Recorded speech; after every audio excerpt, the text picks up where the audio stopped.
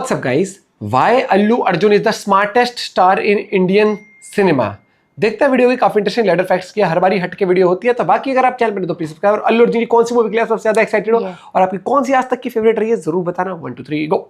Indian cinema के पिछले 10 साल को अगर देखें तो ऐसा लगता है कि इसकी स्क्रिप्ट क्रिस्टोफर नोलन ने लिखी है, क्योंकि जितने प्लॉट ट्विस्ट हमने देखे हैं उतना तो इंसेप्शन में भी नहीं था। यानी पिछले एक डिकेड में इंडियन सिनेमा में इस लेवल पे बदलाव देखने को मिले हैं जो कभी पॉसिबल ही नहीं हो पाता, जिसमें as a true pan Indian cinema की शुरुआत से लेकर बॉलीवुड का utter downfall and rise, cinema mafia से कंट्रोल हाथ से निकलना, साउथ स्टार्स का राइज, मतलब जिन साउथ स्टार्स को हिंदी भी ठीक से बोलनी नहीं आती थी उनकी फिल्में हिंदी बेल्ट में हिंदी फिल्मों से ज्यादा कलेक्शन करके जाती है। माफ करना, मैं हिंदी में बात करूंगा, मेरा हिंदी अच्छा नहीं है, फिर भी मैं कोशिश करूंगा। बॉलीवुड को देख के ऐसा लगता है कि पिछले कुछ सालों से उन रिश्तेदारों की तरह हो गया है जो शादी में ओवर एक्टिंग करते हैं पर कोई भाव नहीं देता। सिनेमा माफियाज ऐसे गायब हुए जैसे उधार लेके भागा हुआ दोस्त। एक तरफ बॉलीवुड का डाउनफॉल तो आया, लेकिन दूसरी तरफ पठान जवान ने दिखा दिया कि खान साहब भी रिटायरमेंट होने नहीं जाने वाले। पर हाँ, स्टार पावर की डेफिनेशन अब पूरी तरह से बदल गई। जिन स्टार्स को हमने बचपन में गोल्ड माइन टेलीफिल्म्स और डैशिंग डिगर वाला या खतरनाक खिलाड़ी जैसे अजीब टाइटल्स के साथ देखा, आज के टाइम पे वो बॉक्स ऑफिस हिला रहे हैं। प्रभास जूनियर एनटीआर रामचरण, इन्होंने एंट्री तो ऐसी मारी कि लगा बॉलीवुड का शटर गिरा देंगे। बट प्रॉब्लम वही कि एक बाहुबली आरआरआर देने के बाद इनका ग्राफ थोड़ा कंफ्यूज जरूर हुआ। कभी वीएफएक्स ने धोखा दे दिया तो कभी script out of the delivery area निकल गई। मतलब मास स्टार्स में खान की जगह ऑडियंस ने यश, प्रभास, अल्लू अर्जुन, रामचरण, ऋषभ शेट्टी से लेके जूनियर एनटीआर, इन लोगों ने भी अपना नाम दर्ज करवाया। लेकिन जैसा कि मैंने कहा कि साउथ में काफी लोगों ने एक बड़ी हिट देने के बाद दोबारा वैसा भौकाल नहीं बना पाए जिसमें प्रभास से लेके जूनियर एनटीआर, रामचरण सबका नाम आया। बट इनमें से सबसे चालाकी से मूव लेते हुए कोई दिखा तो वो थे आइकॉन स्टार अल्लू अर्जुन। रकुल प्रीत सिंह अपने पुराने इंटरव्यू में बताती है कि अल्लू अर्जुन ने सालों पहले प्रेडिक्ट कर लिया था कि नॉर्थ साउथ का बैरियर टूटने वाला है। जब बाकी लोग लोकल मार्केट में बिजी थे, यह बंदा इंटरनेशनल खिलाड़ी बनाने की प्लानिंग कर रहा था। Allu Arjun, you know, he always had a vision. मैंने ये पहले भी कहा है, he always had a vision कि मैं तो चलो ठीक है स्टार हूँ, राइट, और मैं जो काम कर रहा हूँ मैं उसे इम्प्रूव करूंगा, बट मैं तेलुगु फिल्म इंडस्ट्री को ग्लोबल लेवल पर कैसे लेके जाऊँ। I remember having this conversation with him Sarraino के टाइम पे। अल्लू अर्जुन वो पहला एक्टर था जिसने सबसे पहले नॉर्थ साउथ के बैरियर्स को तोड़ के पैन इंडियन सिनेमा की बात कही थी। I want to be very authentic.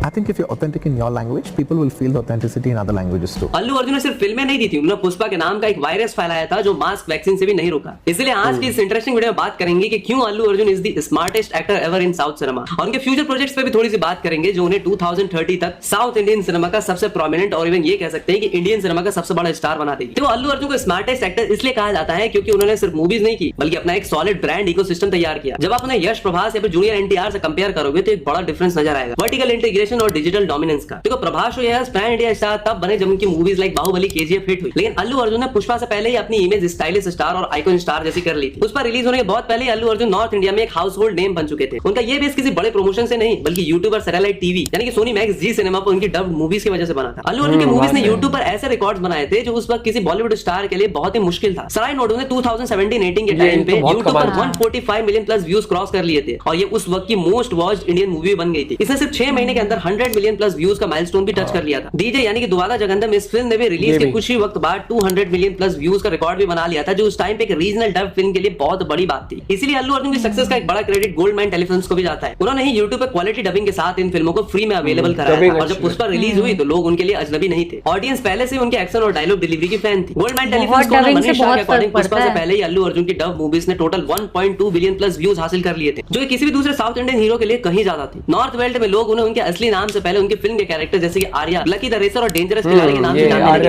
Allu Arjun का डांसिंग स्टाइल और स्वैग नॉर्थ इंडियन ऑडियंस को इतना पसंद आया था कि बिना किसी थिएट्रिकल रिलीज की उनकी एक कल्ट फैन फॉलोइंग ऑलरेडी तैयार थी। अगर आप नोटिस करोगे तो प्रभास ज्यादातर लार्जर देन लाइफ इमेज पे फोकस करते हैं, यश का फोकस मैचोइज्म और पावर पे होता है, लेकिन अल्लू अर्जुन हर बार एक नया मैनरिज्म क्रिएट करते हैं जो कि रील्स और शॉर्ट में वायरल हो जाता है। पुष्पा से पहले अला वैकुंठपुर मुलु का गाना बुट्टा बम्बा या रमुलु रमुला नॉर्थ में वायरल हो चुका था। उस टाइम पे लोग टिकटॉक रील्स पे उनके स्टेप्स को कॉपी कर रहे थे और यही चीज उनकी पैन इंडिया रीच को सॉलिड कर देती है। जहां दूसरे स्टार्स टॉप टियर मास डायरेक्टर्स का हाथ पकड़ते हैं, वही बनी अक्सर डायरेक्टर्स के साथ एक्सपेरिमेंट करते हैं या पुराने डायरेक्टर्स को नए तरीके से प्रेजेंट करते हैं, जैसे कि सुकुमार। इनके साथ वो ग्रोथ, स्टाइल और सब्सटेंस का बैलेंस रखते हैं। बाकी स्टार्स के मुकाबले अल्लू अर्जुन एक वक्त में सिर्फ एक ही प्रोजेक्ट पे फोकस करते हैं। प्रभास के पास हमेशा 3-4 मूवीज पाइपलाइन में होती है, जैसे कि सालार, कल्कि, राजा साहब, स्पिरिट। इससे कहीं ना कहीं उन पे बहुत ज्यादा प्रेशर बन जाता है। वही अल्लू अर्जुन ने पुष्पा द राइज के बाद कोई और फिल्म साइन नहीं की थी, पूरा फोकस पुष्पा 2 पे रखा था और आज भी वो वही कर रहे हैं। इससे एक और चीज होती है, होता यह है कि ऑडियंस के बीच स्कार्सिटी पैदा होती है, जिससे मूवी की डिमांड और स्टार की वैल्यू स्काई रॉकेट हो जाती है। अल्लू अर्जुन की टीम ने मीम कल्चर और सोशल मीडिया ट्रेंड्स को बाकी स्टार से बेहतर समझते हैं। ऊपर से अल्लू अर्जुन हमेशा ऐसे रोल्स पिक करते हैं जो उनकी पिछली इमेज को सेटर कर दे। यस ने केजीएफ से रॉकी भाई से एक बहुत बड़ी इमेज बनाई थी, लेकिन अब वो इस इमेज से निकलने का प्रेशर फेस कर रहे हैं। वहीं अल्लू अर्जुन ने अला वकेंट पुरमुलु में एक सोफिस्टिकेटेड लड़के का रोल किया था और तुरंत बाद पुष्पा में एक देहाती मजदूर और मजदूर से स्मगलर बन गए थे। ये एक्सट्रीम ट्रांसफॉर्मेशन जूनियर एनटीआर और रामचरण के करियर में थोड़ी कम फास्ट पेस लगती है। जैसे कि मैंने कहा, अल्लू अर्जुन ने पैन इंडिया स्टार बनने के लिए राजा मौली का इंतजार नहीं किया। वो पहले ऐसे तेलुगु स्टार थे जिन्होंने केरला यानी कि मलयालम मार्केट में अपनी सॉलिड फैन बेस बनाई और आज भी बुलाते हैं। और यहाँ पे कुछ नोलन के 14 पुष्पा को क्रिटिसाइज करते हैं, उसे लेबर क्लास फिल्म बताते हैं। दूसरी तरफ कंटेंट ओरिएंटेड सिनेमा के फैन मल्लू ऑडियंस अल्लू अर्जुन की पुष्पा जैसी मास मसाला फिल्म को उतना ही प्यार देती है जितना वो फहद फाजिल या फिर किसी दूसरे मलयालम एक्टर की फिल्म को देती है। ऊपर से अल्लू अर्जुन पहले ऐसे एक्टर है जिन्होंने अपनी फैन एसोसिएशन को एक प्रोफेशनल ऑर्गेनाइजेशन जैसे कि Allu Arjun fan association AAFA build किया था। ये फैन सिर्फ मूवीज प्रमोट नहीं करते या फिर फैन वॉर में शामिल नहीं होते, बल्कि सोशल सर्विस जैसे HPV वैक्सीन अवेयरनेस ड्राइव भी करते हैं। इसीलिए अल्लू अर्जुन अपने फैंस को सोल्जर्स की तरह ट्रीट करते हैं जो ग्राउंड लेवल पे उनकी ब्रांड वैल्यू मेंटेन करके रखते हैं। और आज के टाइम पे साउथ के 4 बड़े एक्टर्स को अगर आप उठा लो जैसे कि प्रभास केस, जूनियर एनटीआर, रामचरण, अल्लू अर्जुन, तो अल्लू अर्जुन को छोड़ के इनमें से बाकी किसी को भी आज तक नेशनल अवार्ड नहीं मिला। बट अल्लू अर्जुन पहले ऐसे तेलुगु एक्टर हैं जिनको 2021 में पुष्पा द राइज के लिए national award for best actor भी जीता। और भाई SRK को 33 इयर्स के फिल्मी करियर में नेशनल अवार्ड जवान जैसी फिल्म के लिए मिलता है, जिसे लोगों ने साफ साफ झोल बता दिया था। बट बाद में लोग शांत हो गए थे क्योंकि ये अवार्ड जवान के लिए नहीं बल्कि स्वदेश के लिए ही था। क्योंकि आशुतोष गोवारिकर जिन्होंने SRK के साथ स्वदेश बनाई थी, he was the chairperson of the jury for 71st national film award. और ब्रांड वैल्यू और मार्केटिंग से याद आया कि अल्लू अर्जुन की मार्केटिंग टीम बहुत ही एग्रेसिव है। झुकेगा नहीं साला यानी कि थगे दिल्ली जैसे कैच फ्रेजेस को भी फिल्म से पहले ही ब्रांड बना देते हैं। जूनियर एनटीआर और रामचरण अक्सर लेगेसी और सॉलिड एक्टिंग पे डिपेंड करते हैं। अल्लू अर्जुन एक्टिंग के साथ साथ पैकेजिंग पे भी बहुत मेहनत करते हैं। उनका ड्रेसिंग सेंस और डांस लुक्स उन्हें किड्स और यूथ को बहुत पॉपुलर बनाता है। तो अब बात करते हैं अल्लू अर्जुन की अपकमिंग प्रोजेक्ट्स। तो देखो, टू बी वेरी ऑनेस्ट, आज कंडीशन ऐसी है कि अल्लू अर्जुन के साथ इंडियन सिनेमा का मतलब हर इंडस्ट्री का एम्बिशियस बंदा काम करने को तैयार खड़ा है। अलग अलग इंडस्ट्री के डायरेक्टर्स उन्हें 4-5 फिल्में ऑफर कर रखी है और यही फिल्म इंडियन सिनेमा का सबसे बड़ा सुपरस्टार भी बनाएंगी और इंडियन सिनेमा का बार भी हाई सेट करेंगी। इस लिस्ट की सबसे पहले फिल्म है तमिल तेलुगु सिनेमा का फेनोमेनल कोलैब। हाँ, मैं अल्लू एटली वाली AA22A6 की ही बात कर रहा हूँ। तो अल्लू अर्जुन और एटली का ये कोलैब फायर नहीं सीधा वोल्केनो लेके आ रहा है। अब तो इसको नाम भी मिल गया है एज़राका। और ये फिल्म नहीं, दरअसल एक मैसिव साइंस फिक्शन थ्रिलर है जो पैन इंडिया नहीं सीधा पैन वर्ल्ड को टारगेट करेगी। मुंबई के VFX स्टूडियोज में शूटिंग ऐसे चल रही है जैसे कोई नासा का मिशन चल रहा हो। हॉलीवुड के बड़े बड़े सूरमा जैसे कि आयरन हेड स्टूडियोज, जेम्स मैडिगन इससे जुड़े हैं। स्क्रिप्ट सुनकर तो उनका भी सर घूमर करने लगा है। लेकिन अपने अर्जुनवा थोड़े जल्दी में है क्योंकि उन्हें जून 2026 तक पैकअप करके नए प्रोजेक्ट पे निकलना जो है। पर एटली ने बेबी जॉन भले डायरेक्ट ना की हो, पर डर तो उन्हें भी लग रहा है, इसलिए वो इस बार बिल्कुल भी रिस्क नहीं लेना चाह रहे। वो आराम से बिना जल्दी के एक परफेक्ट मास्टरपीस बनाना चाह रहे। और ऐसा कहा जा रहा है कि अल्लू अर्जुन इसमें 4 अलग रोल में दिखेंगे, बाप, दादा, पोता, सबका बदला एक ही फिल्म मिलेंगे। फिल्म का बजट 800 करोड़ है यानी कि रामायण के बाद सेकंड मोस्ट एक्सपेंसिव। इसमें multiverse, time travel, 4 Allu Arjun. Hollywood वाले भी परेशान है कि इंडियन डायरेक्टर कर क्या रहा है। बस दुआ करो कि 800 करोड़ स्क्रीन पे आग लगा दे। टारगेट तो दिसंबर 2026 या जनवरी 2027 ही है, पर VFX का काम देखते हुए ये समर 2027 तक भी खिंच सकती है। अगले प्रोजेक्ट की बात करें, देखो तेलुगु डायरेक्टर्स का बोलबाला तो है ही, लेकिन आज बात करेंगे उन डायरेक्टर्स की जो तमिल इंडस्ट्री से आके अल्लू अर्जुन पे कुछ ज्यादा ही मेहरबान हो रहे हैं। देखो, बात ऐसी है कि तमिल इंडस्ट्री में थलापति विजय के बाद जैसे कोई माई का लाल बाप का पीले सुपरस्टार बचा ही नहीं है, इसलिए सब भाग रहे हैं अल्लू अर्जुन की तरफ। पहले एटली और अब लोकेश कनगराज। लोकेश भाई ने तो अपनी LCO को भी साइड में रख दिया है। कैथी 2, बेंच, सब ऑनगोइंग प्रोजेक्ट्स को टाटा बाय बाय बोल के सबसे पहले आइकॉन स्टार अल्लू अर्जुन के साथ काम करने को तैयार है। और भाई AA23 और LK7 का अनाउंसमेंट भी हो चुका है। अल्लू अर्जुन और लोकेश कनगराज का ये कोलैब इंडियन सिनेमा का सबसे बड़ा इवेंट होगा। देखो, टेक्निकली ये लोकेश की पहली मेजर तेलुगु फिल्म है। लोग बोल रहे हैं कि LCO जैसी यूनिवर्स को छोड़ के AA के साथ फिल्म करना जस्टिफाइड नहीं है। लेकिन जरा सोचो, पुष्पा 2 के एक्स्ट्राऑर्डिनरी सक्सेस के बाद अल्लू अर्जुन को कितने ही ऑफर्स आए होंगे। इसमें उन्होंने लोकेश को ही चुना, मतलब स्क्रिप्ट में कुछ तो ऐसी बात होगी। ऊपर से लोकेश को भी एक true blue pan India star मिल गया है, इसलिए उन्होंने इसको प्रायोरिटी दी। लेकिन मैं कहूंगा कि फिल्म नहीं बल्कि म्यूजिकल चेयर का गेम चल रहा है, क्योंकि AA23 असलियत में लोकेश का ड्रीम प्रोजेक्ट है, जिसका पहले नाम दिया गया था इरुम्बुकाई मायावी, जिसमें पहले सूर्या कास्ट किया जाता है, पर उनकी कंगवा पिट जाती है। फिर लोकेश कनगराज इसे आमिर के पास ले जाते हैं। कूली के टाइम पे नरेशन की बातें भी चलती है।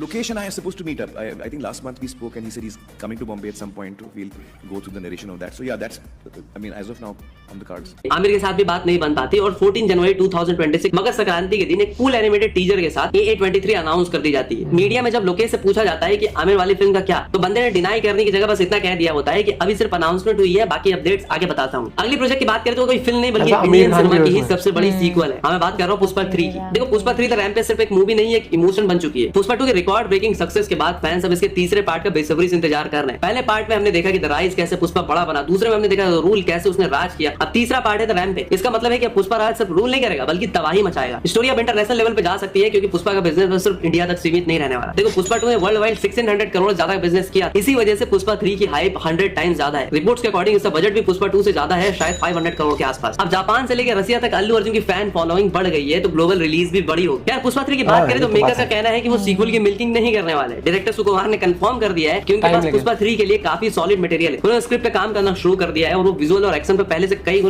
गुना बड़ा प्लानिंग करने में लगे हैं। सुकुमार इस बार वीएफएक्स और सीजीआई पर भी सबसे ज्यादा खर्चा करने वाले हैं। इसके अलावा अल्लू अर्जुन और त्रिविक्रम श्रीनिवास की जोड़ी इस बार फिर से धमाका करने को तैयार है। जुलाई सनब सत्यमूर्ति और अला वैकुंठपुरमुलु की हैट्रिक के बाद उनका फोर्थ कोलैबोरेशन इंडियन सिनेमा का सबसे बड़ा स्पेक्टेकल होने वाला है। फिल्म का बजट भी मैसिव है, रिपोर्ट्स के अकॉर्डिंग 1000 करोड़ क्रॉस हो चुका है और इसे India costliest mythological fantasy film बताया जा रहा है विद डिवोशनल थीम, क्योंकि यहाँ इसमें रामायण और महाभारत के भी रेफरेंसेस होंगे और पैन इंडिया रिलीज तो प्लान है मल्टीपल लैंग्वेजेस में, लेकिन कुछ लोग इसे भगवान कार्तिकेय पे बेस्ड फिल्म भी बता रहे हैं। वैसे भी साउथ इंडिया में खासकर तमिलनाडु में भगवान मुरुगन यानी कि कार्तिकेय सिर्फ एक देवता नहीं बल्कि वहां की संस्कृति और पहचान का एक हिस्सा है। उन्हें तमिल कडवुलु यानी कि तमिलों को भगवान भी कहा जाता है। नॉर्थ इंडिया में कार्तिकेय जी को अक्सर एक योद्धा और ब्रह्मचारी के रूप में देखा जाता है, लेकिन साउथ में उन्हें एक सुंदर युवा और ज्ञानी देवता के रूप में पूजा जाता है। उन्हें तमिल भाषा का जनक और संरक्षक भी माना जाता है और ऐसा कहा जाता है कि अगस्त मुनि को तमिल भाषा का ज्ञान भी मुरुगन नहीं दिया था। इस फिल्म का स्केल कल्कि 2898 AD या बाहुबली जैसा ग्रैंड होगा, जिसमें त्रिविक्रम के आइकॉनिक डायलॉग्स के साथ हैवी स्पिरिचुअल एलिमेंट्स भी होंगे। इस फिल्म के प्रोड्यूसर अल्लू अर्जुन के बाबूजी अल्लू अरविंद और एस राधाकृष्ण है। ऑफिशियल अनाउंसमेंट जल्दी एक्सपेक्टेड है, लेकिन अभी तक फिल्म अनटाइटल्ड है। शूटिंग शेड्यूल्स पे डिले हुए हैं। अर्लियर 2025 में शुरू होने वाला था बट अब 2026-27 में शिफ्ट हो गया है। लीड में अल्लू अर्जुन ने ये बात पक्की है, कोई कंफर्म फीमेल लीड या सपोर्टिंग कास्ट तब तक अनाउंस नहीं हो पाया। 5 फिल्म जैसे कि अला वैकुंठपुरमुलु में पूजा हेगड़े, तब्बू, जयराम वगैरह थे, लेकिन इसके लिए फ्रेश कास्टिंग होगी। रूमर्स में कोई बिग नेम्स नहीं है, फोकस स्टोरी और स्केल पे ही। 1000 करोड़ का बजट, हेवी वीएफएक्स और सीजीआई का यूज होगा क्योंकि ये त्रिविक्रम का फर्स्ट मेजर वीएफएक्स प्रोजेक्ट। ऊपर से कहा जा रहा है कि इसमें genre bending plot with grand sets और माइथोलॉजिकल एलिमेंट भी होंगे। पॉसिबली फिल्म 2 पार्ट्स में रिलीज होगी। लोकेशंस अभी भी रिवील नहीं हुए हैं, लेकिन पीरियड ड्रामा स्टाइल में एक्सोटिक सूट्स एक्सपेक्टेड, जैसे पास्ट में फ्रांस, स्विट्जरलैंड वगैरह में हुआ था। इसके अलावा कुछ रूमर्ड प्रोजेक्ट भी है, जैसे कि अल्लू अर्जुन एंड संदीप रेड्डी वांगा की फिल्म, फिर अल्लू अर्जुन राजा मौली की फिल्म जो काफी टाइम से पेंडिंग है। और इन अपकमिंग प्रोजेक्ट्स और अल्लू अर्जुन की स्मार्ट मूव से आप समझ गए होंगे कि why Allu Arjun is the smartest actor in the south cinema. वैसे आप इस पे क्या ओपिनियन रखते हो वो भी बताओ, और वीडियो अच्छी लगी हो तो लाइक करो, इसे और भी लोगों तक पहुंचाओ। तो मिलते हैं अगली वीडियो में, तब तक के लिए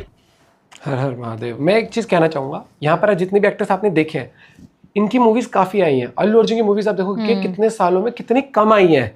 हाँ, वो ये लगता है लेकिन कि जो भी आई है ना, मतलब और एक चीज़ आप ही मानोगे, जितनी ज़्यादा मूवीज किसी एक्टर की आती है कहीं ना कहीं सिनेमा हॉल जाने वाले लोग थोड़े से कम हो जाते हैं। हाँ। वो होता है, वो कहते हैं ना कि कुछ चीज़ें कम आती हैं लेकिन वो छाप छोड़ के जाती है। अब मुझे लगता है कि जैसे आप वो लिमिटेड कंटेंट अगर होता है तो उसकी डिमांड ज़्यादा होती है, ज़्यादा व्यूअर्स होते हैं। जब मूवीज़ ही लगता है कि हर साल में 2 बार 3 बार है तो फिर कई बार हो जाता है, हल्का सा भी रिव्यू अच्छा नहीं आया तो फिर लोग कहते हैं चलो इसको OTT पे देख लेंगे वो चीज़। लेकिन अल्लू अर्जुन की देखो, पुष्पा 2 आई, अब फिर कितना वेट कर रहे हैं हम। अब A22 आएगी, उसकी हाइप बहुत तगड़ी इसलिए क्योंकि अब वो हॉलीवुड लेवल पर उसको उस तरीके से स्टार्टिंग से ही, मतलब पुष्पा 2 तो सक्सेस, पुष्पा 1 सक्सेस होने के बाद पुष्पा 2 को इंटरनेशनल मार्केट इस तरीके से प्रेजेंट करा गया, लेकिन A22 को पहले से ही हॉलीवुड की ग्रैंड रिलीज के साथ प्लान कर रहे हैं, पैन इंडिया बहुत तगड़े लेवल पर, VFX हर एक चीज़ बजट वाइज। तो ये होता है स्मार्टेस्ट, ये टाइटल बहुत सही था कि स्मार्टेस्ट एक्टर, क्योंकि वो उनको पता है कि भाई जो मैं लाऊंगा, और चाहे मैं 4 मूवी करूँ 5 साल के अंदर या 3 मूवी करूँ 5 साल के अंदर, लेकिन वो ऐसी होनी चाहिए कि कमाल का कलेक्शन करे, कमाल की छाप छोड़े और कमाल जो सारे फैंस खुश हो कि भाई कंटेंट आया, दमदार आया, मजा आया। क्योंकि एक्टर का काम एंटरटेन करना ही है, नो डाउट, और लेकिन वो उसको बिजनेस भी देना होता है, जो इन्वेस्ट कर होता है। स्मार्ट, कमाल भैया, मैं तो एक्साइटेड हूँ। आप कौन सी मूवी के लिए एक्साइटेड हो जरूर बताना। मिलते हैं वीडियो के साथ, बाय, टेक केयर।